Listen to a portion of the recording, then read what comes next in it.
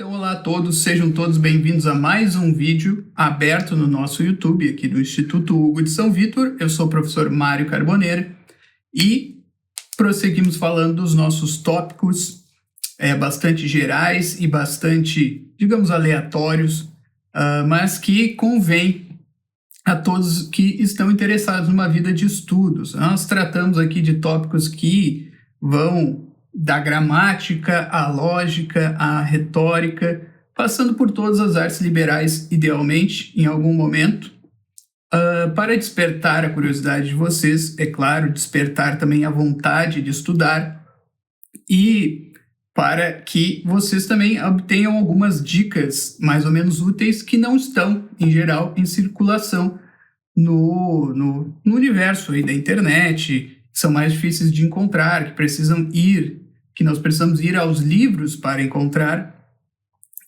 Então, hoje, eu propus que nós falássemos sobre o tópico investigação e raciocínio, certo? Dois termos que não sei se muitas vezes vão aparecer juntos, certo?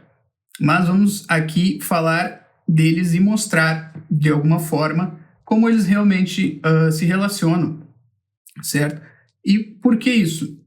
Em primeiro lugar, porque eu acredito que hoje em dia, não se pense muito, não se raciocine muito, não se faça uma investigação sobre o tópico do próprio pensamento, certo? O que é o pensamento humano? Como chegamos, nós, seres humanos, que parece, até onde sabemos, sermos os únicos seres, os únicos entes capazes desse processo chamado pensamento, como nós chegamos a ser capazes disso.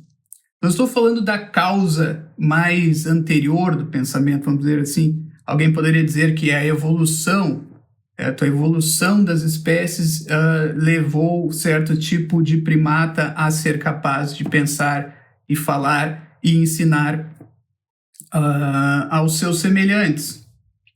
Não é isso. Ou algumas outras pessoas também poderiam dizer que é Deus. Deus deu essa capacidade ao homem quando o criou. De alguma forma, aquilo que vemos no Gênesis, por exemplo, para citarmos a tradição bíblica a respeito disso.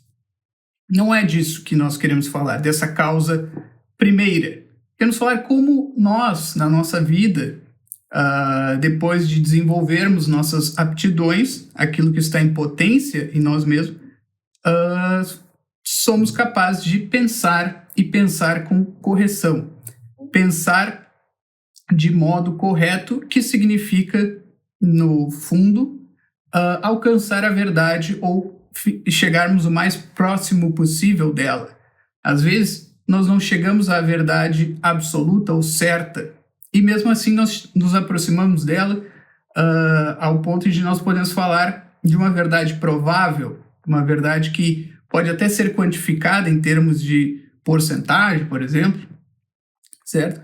Mas que não acontece sempre, certo? Não podemos dizer, 50% das pessoas vai ter uma dieta saudável, 50% não. Então, aqui nós temos uma verdade, vamos dizer assim, mas é uma probabilidade, no fundo, certo? Nós sabemos estimar mais ou menos quantas pessoas em dado momento, em dada sociedade, vão ter uma dieta saudável, quantas não, certo? Isso já nos dá uma informação, isso já é uma informação importante, por mais que nós não saibamos quantificar exatamente o número de pessoas, certo? Então, isso é uma verdade provável, certo? Mas como nós chegamos a ela e como nós chegamos a outras verdades até mais elevadas, como um Deus criador, o mundo é composto de tais e tais elementos, certo? Como os antigos diziam, de 4 elementos, 5 elementos. Hoje em dia se fala de uma tabela, certo? De elementos da química. Certo? Tudo isso são pensamentos, são raciocínios que nós fazemos por meio de quê? Certo? E aí que nós vamos ver aquilo que está neste título deste vídeo, por meio da investigação, certo? Então, olha aí, realmente parece que o nosso pensamento está atrelado à investigação. Então vamos ver o que isso pode significar, o que isso significa para nós, certo? Então é fato que ninguém nasce com as verdades sobre o mundo, sobre Deus, sobre os anjos, na sua mente. Isso realmente é fato, certo? Nós passamos por um processo chamado processo de aprendizagem, que, então, ao longo do tempo, nós vamos desenvolvendo a capacidade de falar, a capacidade linguística e a capacidade de ouvir, por consequência. Nós ouvimos as outras pessoas falando e, de alguma forma, aquilo vai se incorporando a nós. As palavras se incorporam na nossa mente e nós começamos a dar o nome às coisas ou receber o nome às coisas e somos capazes de nomeá-las também a partir daí, a partir do recebimento desses nomes. Então, quando a criança descobre e identifica certos objetos como uma mesa, vai lá o pai dela ou alguém do seu círculo próximo vai dizer: isso aqui é uma mesa, isso é uma cadeira, isso aqui é um livro, certo? Então, esse é um primeiro processo, certo? E é por isso que se dá muita relevância, até na Bíblia, ao fato de que o homem dá nome às coisas. E esse parece ser o primeiro passo para o pensamento. E, de fato, é o primeiro passo. Nós não conseguimos pensar nas coisas de modo ordenado sem ter o nome delas, certo? Se nós apenas olharmos para as coisas e não tivermos o nome dela, aquilo não vai funcionar, mentalmente falando. A nossa inteligência não vai funcionar. Nós vamos olhar e não vai ter como passar por passo e dizer: uma mesa é o quê? Alguma coisa. A mesa é alguma coisa, certo? Então, esse é o primeiro processo, certo? É o primeiro processo, inclusive, de investigação, certo? As crianças, pode não parecer, mas na verdade elas investigam as coisas, porque elas têm curiosidade em saber. O que é isso? Um celular. Isso é um celular. O que é isso aqui? É uma mesa. Aquilo lá é o brinquedo, o carrinho de brinquedo.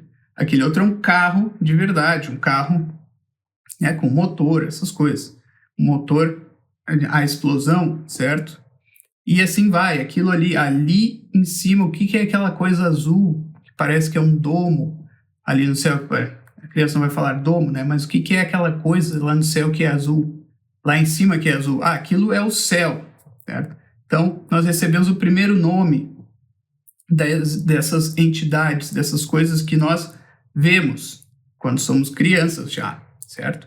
Isso é já o começo desse processo de investigação, certo? Investigação, uma palavra que vem, claro, tem sua origem no latim e tem na sua raiz a ideia de vestígio, certo? Investigar é ir para dentro dos vestígios, certo? Das pistas.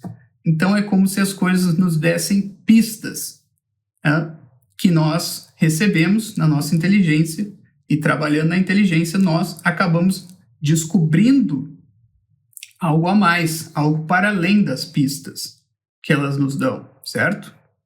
Então, o que acontece, certo? Vamos pensar na criança. A criança realmente vê as coisas, toca nas coisas, cheira as coisas, certo? Algumas coisas, como alimentos, ela sente o sabor, certo? Até os bebês colocam tudo na boca, até aquilo que não é de comer, certo? É um processo até de aprendizado dos bebês, principalmente, das crianças muito novas, certo? Então, nós acessamos, o primeiro acesso que nós temos às coisas é pelos sentidos, certo? Então, é isso que nós temos aqui, e eu gostaria de enfatizar muito, que nós não podemos confundir, certo? Isso é um dos primeiros passos que um estudioso, que um estudante, inclusive aquele que está começando a se tornar uma pessoa que aprende mesmo a verdade, a realidade, tem de fazer, que é o quê? Saber distinguir o que é as coisas que nós vemos, que nós recebemos pelos sentidos, certo? E aquilo que nós pensamos, certo? Os nossos pensamentos.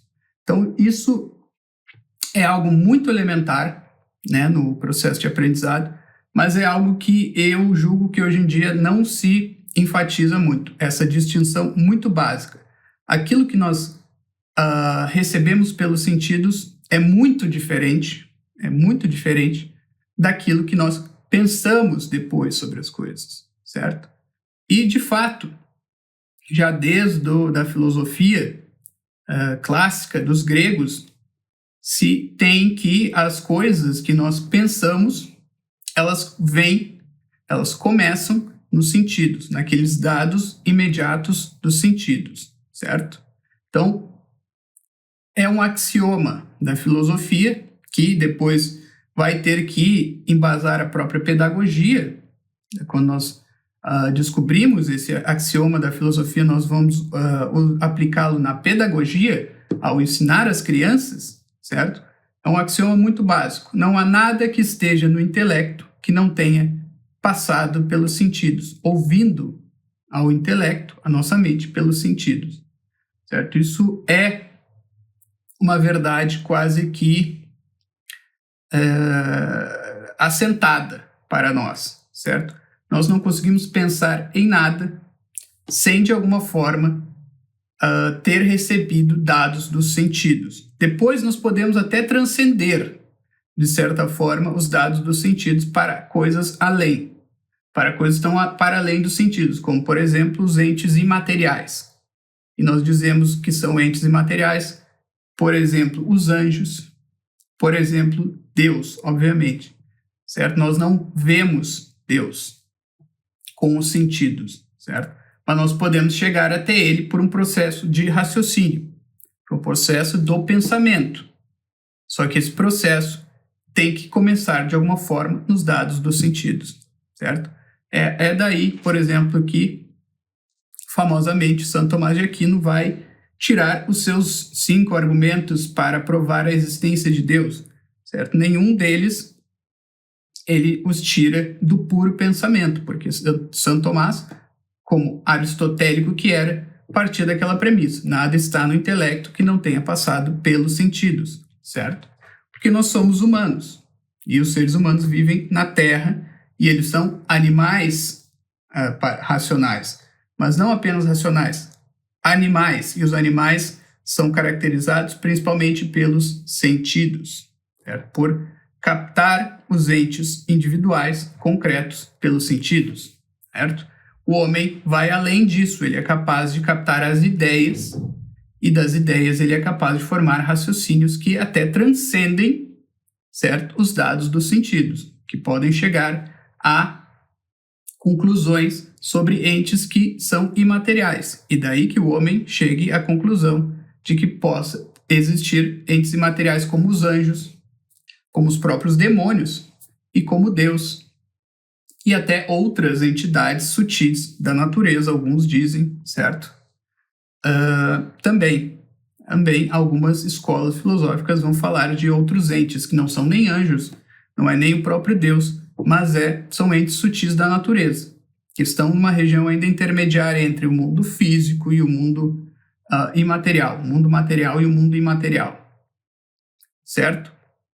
Então, é disso que nós precisamos ter ciência, para começarmos os nossos estudos com grande proveito. Alguns dados nós temos e recebemos pelos sentidos. E isso que nós recebemos nos sentidos pode depois ser trabalhado na nossa mente, certo? Pode ser trabalhado porque a mente é capaz de um processo muito importante que nenhum outro animal que nós conheçamos é capaz. E esse processo se chama abstração, certo? O que é a abstração? A abstração é o seguinte: nós vemos uma mesa. Logo após, nós vemos outra mesa. Nós vemos uma terceira mesa, tá? Todas elas são mesas diferentes. Elas são mesas em si, não se confundem, não são a mesma mesa, certo? Mas elas participam de alguma coisa em comum. Isso já é a nossa inteligência operando por meio da nossa imaginação, certo? Porque aquilo que nós vemos com os sentidos entra na nossa memória e na nossa imaginação. Então, se aloja na nossa memória uma imagem de uma mesa. Qualquer mesa que nós tenhamos visto, certo? Pode ser uma imagem muito confusa, ou pode ser a imagem de uma mesa que nós vimos na nossa casa, ou numa casa em que moramos na infância, que foi muito marcante. Pode ser uma confusão de mesas. Uma vez pode ser uma mesa, outra vez pode ser uma outra que nós vimos na nossa imaginação. Só que existe, então, esse segundo processo, certo? Ao passo que nós tenhamos uma imagem ou várias imagens de mesas na nossa imaginação, aí entra a operar a faculdade que nós chamamos propriamente de inteligência. E o que ela faz? Ela faz algo extraordinário. Se chama abstração. Ela retira, e é isso que significa abstrair, é retirar, extrair das várias imagens de mesa que nós vimos e guardamos na nossa memória e evocamos e podemos evocar na nossa imaginação, ela retira a nossa inteligência uma coisa extraordinária chamada conceito de mesa, certo? E o conceito é algo muito interessante, mas ao mesmo tempo é um tanto misterioso, extravagante, porque ele não é uma imagem, certo? Aquilo que na nossa mente nós vemos como uma imagem de uma mesa é aquilo que nós chamamos de imaginação, certo? Mas quando nós falamos no conceito de mesa, que foi abstraído dessas imagens, esse conceito não tem uma forma, não tem uma imagem. Ele foi tirado da imagem, que está na nossa memória e imaginação, e se transformou em algo mais ou menos invisível, isso é o espantoso da coisa, que é o conceito que se aplica a todas as mesas que existem. Assim como de ver vários livros, nós acabamos extraindo um conceito que se aplica a todos os livros que existem, que já existiram, inclusive. Vamos ver, o livro que Aristóteles manejava, o livro que Platão manejava, era ainda categorizado por esse conceito de livro. Assim como o livro que nós usamos hoje em dia, e assim como o livro que vai ser usado daqui a muitos e muitos anos. Contanto que, é claro, o universo siga existindo durante esses muitos anos. Nós não sabemos. Mas o conceito de livro ainda vai ser válido daqui a muito tempo. O que não é a mesma coisa que dizer que o nome livro seja o conceito. O nome livro é o nome que, em português, se aplica a esse conceito de livro, certo? Então vamos lá. Vamos recapitular o que nós vimos aqui. Uma coisa são os dados dos sentidos que nós captamos com os nossos sentidos, com o toque, com a visão, com a audição, com o olfato, certo? Todas essas coisas, nós recebemos pelos nossos sentidos, que são corporais, que estão no corpo, de alguma forma, e eles entram para a nossa mente, eles entram para a nossa alma, num lugar, e ficam num lugar chamado memória, certo? E a memória, ela pode fazer uso dessas imagens por meio da imaginação. E a imaginação ainda é capaz de combinar várias imagens que não se dão na realidade. Então, eu posso pegar na minha imaginação esta mesa aqui na minha frente e colocar um cachorro em cima dela na minha imaginação, certo? Mas isso não está acontecendo na realidade. Então, isso é mais uma capacidade da imaginação. Mas, além disso, a minha inteligência é capaz de extrair de uma imagem ou de várias imagens de um mesmo tipo um conceito que é aplicável a todos os entes daquele mesmo tipo. Então, o conceito de mesa que está na minha inteligência se aplica a todas as mesas que existem. Já existiram e virão a existir, certo? E é daí que, desse fato incrível de que a inteligência humana é capaz, a abstração, que se chegou a cogitar várias outras coisas, como, por exemplo, os platônicos falam de um mundo das ideias, certo? Já que o homem é capaz de captar um conceito que é imaterial das coisas, é possível que exista um mundo certo? Assim como o nosso mundo terrestre aqui, o mundo das ideias, onde exista a mesidade, a livrosidade, a cavalidade, a animalidade, todos esses conceitos separados da matéria, certo? Que é isso que é a abstração, separar a ideia da própria matéria das coisas. Tudo isso pode existir no mundo em si, certo? Então, daí que vem esses conceitos, por exemplo, platônicos do mundo das ideias. É daí que o homem passa a cogitar no mundo imaterial, certo? Ou em seres imateriais, já que as ideias são imateriais, é possível que existam outros seres imateriais, que sejam, por exemplo, pura inteligência. E aí se fala dos anjos. Nas religiões pagãs se fala de alguma forma dos deuses como sendo esses entes imateriais, certo? E aí também pode-se chegar por processos de raciocínio, que não vamos ver aqui no detalhe, mas que são mais ou menos intuídos por vocês, podem ser intuídos por vocês, se vocês estão acompanhando bem esta exposição, pode chegar ao conceito de um Deus único, criador de tudo, certo? Por meio do raciocínio, trabalhando com essas ideias da imaterialidade, de causalidade, uma outra ideia que nós chegamos por abstração, certo? E vários outros conceitos, certo? Mas tudo isso é bom enfatizar, tá? Para quem está talvez se sentindo um pouco confuso. A confusão provavelmente vem disso, ou tem origem nessa raiz que eu falei no começo. Nós tendemos hoje em dia, porque a nossa educação é assim feita ou mal feita, a confundir os dados dos sentidos com os nossos pensamentos. E eles não são de forma alguma a mesma coisa. Os nossos sentidos captam então o quê?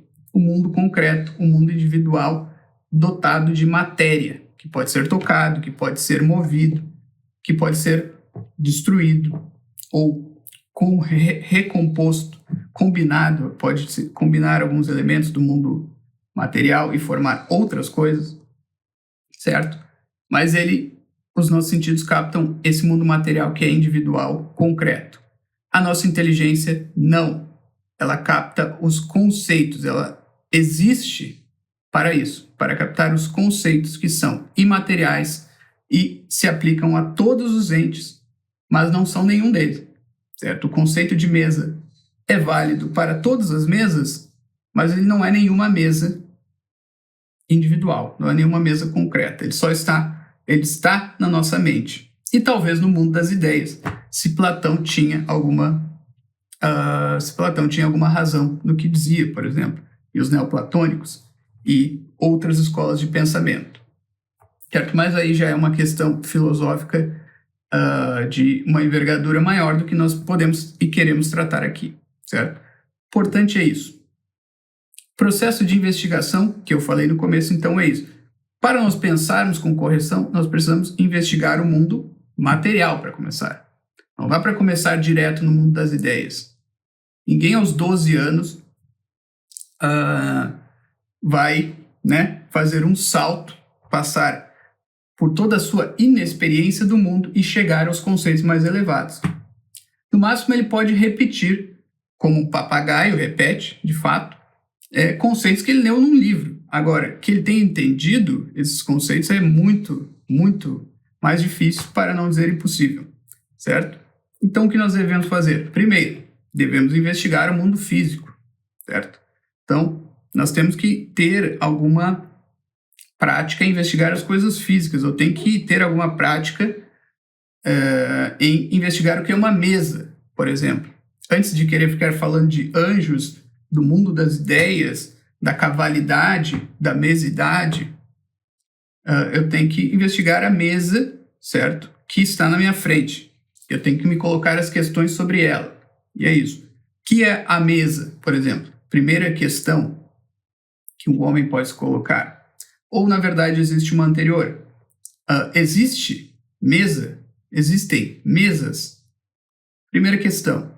Sim, existem. Como eu sei? Bom, eu estou vendo esta mesa aqui na minha frente, outra aqui do lado.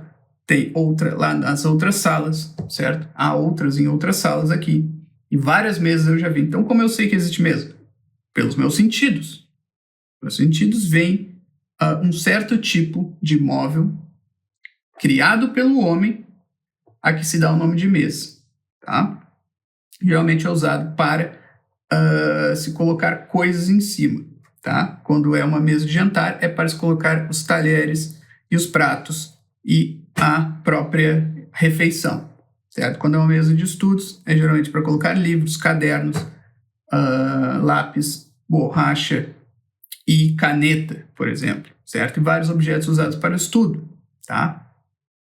Mas eu sei que existem mesas porque eu as vejo, tá? E aí eu posso investigar. Olha, certo, a mesa existe. O que é uma mesa? Então, aí nós vamos fazer o processo de investigação. Bom, é uma superfície, ou é um móvel dotado de uma superfície mais ou menos elevada, que é usada para a utilidade prática do homem, de comer ou estudar, dependendo da função da mesa específica, certo? Ou para expor alguma quinquilharia na casa, certo? Alguns bibelôs da casa para expor retratos e etc. Certo? Várias funções. Tá? Então eu já posso começar a fazer isso na minha investigação. Ó. Eu distingo uma mesa para alimentação, refeição, uma mesa para estudos, tipo de mesa para exibir fotografias, exibir coisas, certo? Utensílios da casa, e assim vai. E aí eu posso me perguntar, olha, de onde vem a mesa? Posso dar um passo atrás e dizer, qual é a causa? Quem causou a existência da mesa? E aí eu pergunto, foi a natureza? Foi a própria natureza? Não. De fato, nós, com alguma experiência de vida, sabemos que as mesas não surgem por natureza. A natureza não as produz. Logo, quem as produz? Bom, pode ser um Deus, ou um anjo, ou um homem. E, de novo, a minha experiência de vida vai me dizer, ou se eu não sei, se eu sou muito jovem, eu posso perguntar de onde vêm as mesas. E eu vou saber, bom, vem dos próprios homens, porque a mesa é um produto de um certo tipo de arte que os homens executam, certo? Que tipo de homem? Bom, mais especificamente os carpinteiros, em geral, certo? Então, quem é o causador da mesa? Olha, em geral, é um carpinteiro, ou pode ser uma fábrica que produz em massa certo tipo de mesa, também, ou por meio de máquinas, de um maquinário, certo? E eu já investiguei mais um pouco sobre a mesa. Então, a mesa vem das máquinas. Tá, mas espera aí. É só isso? Então, o homem produz a mesa do nada? Não, obviamente não. Então, existe uma matéria-prima da mesa. E nós sabemos o que é. Se não sabemos, nós perguntamos. É a madeira que vem das árvores, das mais diversas árvores. E aí nós vamos falar de mesa e podemos falar também disso, da causa material da mesa. Né? Qual é a árvore que foi usada para fazer esta mesa aqui na frente, outro tipo de mesa lá, mas nem todas as mesas são produzidas de madeira. São feitas de outros materiais, pode ser de ferro, pode ser de vários, o tampo da mesa pode ser de algum tipo de pedra também, certo? E assim vai. Bom, vocês estão vendo, eu estou aqui arrancando algumas informações a respeito da mesa. Isso é o processo de investigação e raciocínio. Vocês vejam que eu vou e volto, certo? Eu tenho aqui as perguntas mais ou menos certas que eu devo fazer. Isso vem da minha inteligência. E aí eu vou procurar investigar pelos meus sentidos e por meio das próprias perguntas. Eu posso perguntar para outra pessoa, certo? E eu descubro. Olha, a mesa de madeira vem de uma árvore, materialmente falando, mas ela vem de um homem que trabalhou a madeira por outro lado, certo? Então, esse tipo de investigação pode ser feito com qualquer elemento. Eu posso perguntar de onde vem o celular. E vamos lá de novo. O celular também é um produto que não é natural. É um produto da arte, de uma certa arte, da eletrônica, de um certo tipo de tecnologia, certo? De chip, bateria e não sei o que. Bom, é uma coisa extremamente complexa, que eu mesmo teria que investigar, e alguns detalhes se eu quisesse saber exatamente como é feito, né? Porque nós sabemos que o celular, quanto objeto, é muito mais complexo do que uma mesa. Então, as respostas a respeito do celular seriam e serão muito mais complexas, certo? E de difícil descoberta.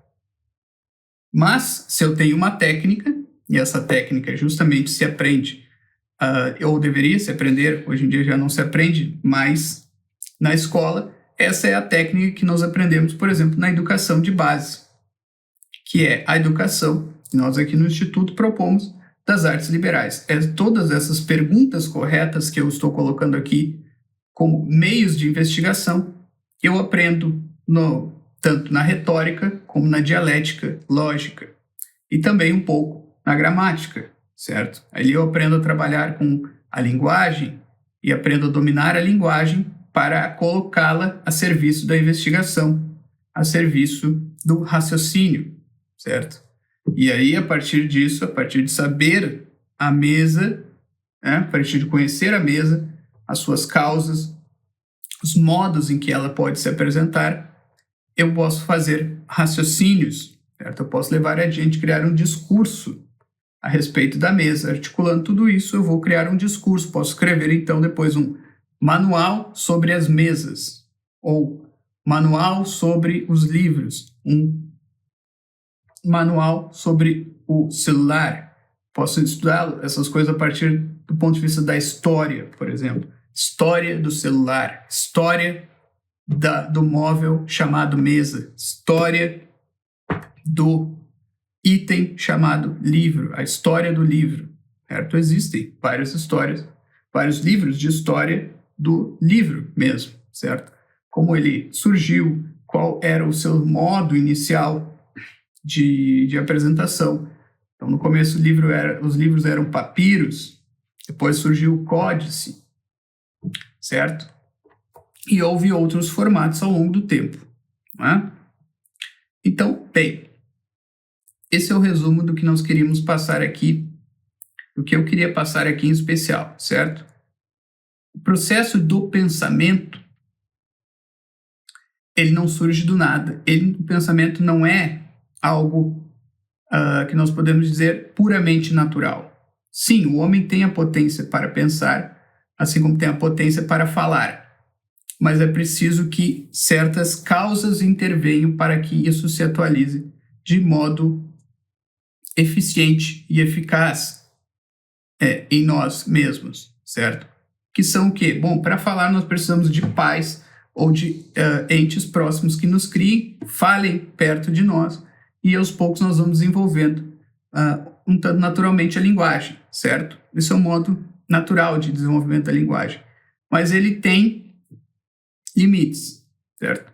Se nós queremos desenvolver e aperfeiçoar a nossa linguagem, nosso domínio sobre a linguagem, nós vamos ter que passar a uns estudos mais formais, que são a gramática, a retórica e a lógica. E nós vamos estudar os poetas para ver como eles falavam, como eles se expressavam, e aí nós vamos descobrir um tesouro de abundância, de possibilidades da nossa língua. Por isso que, se nós queremos aprender bem o português, nós precisamos mergulhar na literatura do português.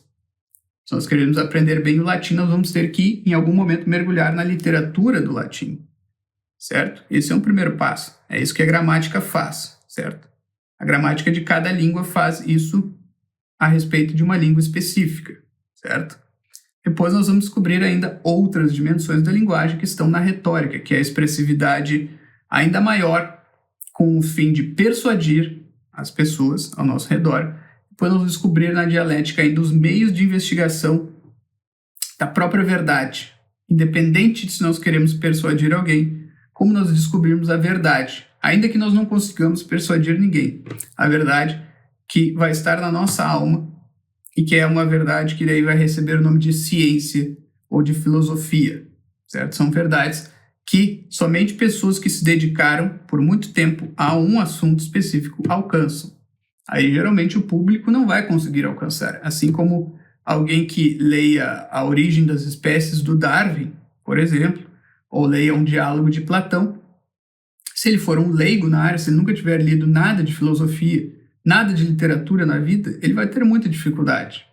Na verdade, ele não vai entender, certo? Ele vai captar aqui e ali uma palavra que ele conhece, ele vai montar uma espécie de imagem mental, mas ela será sempre insuficiente, certo?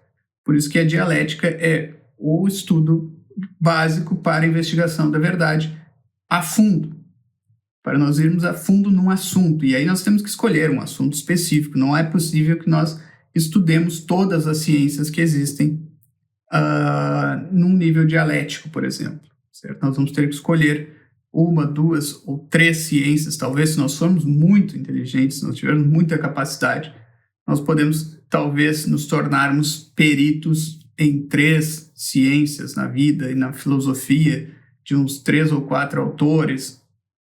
O resto nós vamos ter um conhecimento um tanto mais limitado, talvez retórico, certo? Porque ars longa, vita brevis, certo? Há muita coisa que se conhecer e pouco tempo, uma vida para conhecer tudo, certo? Então nós temos que fazer algumas escolhas também na vida de estudo do que estudar, não é? Querendo saber tudo, nós vamos acabar sabendo muito pouco e tudo de maneira insuficiente, né? Mas bem, então é isso, certo? Tenhamos esses conceitos desse vídeo em mente quando nós começarmos os nossos estudos, certo? Não é possível, sem eles, progredir, certo? Então, por isso que se enfatiza o estudo do trivium e depois do quadrivium, que é uma metodologia diferente, porém complementar ao trivium, de estudos, que é o estudo das coisas pelo viés dos números, da quantidade, certo? Nós podemos dizer que o trivium estuda as coisas mais pelo viés da qualidade, podemos dizer isso, não é unicamente, mas e que as artes do quadrivium estudam pelo viés da quantidade, certo? E as duas coisas se complementam e elas formam toda a metodologia dos estudos, a metodologia completa dos estudos, certo? Mas tudo isso está enraizado nessa ideia básica que eu quis passar aqui, ainda que de modo rápido e não completo, que é tudo parte da investigação, o adentrar nos vestígios das coisas e depois no pensamento, trabalhá-las pelo pensamento, pelo raciocínio já abstrato, conforme eu descrevi ali no começo, certo? As duas coisas se complementam, certo? Os sentidos, os dados sentidos vão, conforme nós vamos observando a natureza, observando as coisas, os nossos objetos de estudo, isso vai enriquecendo os nossos pensamentos. E os pensamentos vão lançando mais luz sobre aquilo que nós recebemos, que nós captamos pelos sentidos. Tudo isso se complementa, certo? Infelizmente, não se fala dessas coisas nesses termos, mas nas escolas, certo? E é por isso que nós temos, e é o nosso objetivo aqui no Instituto, nós temos que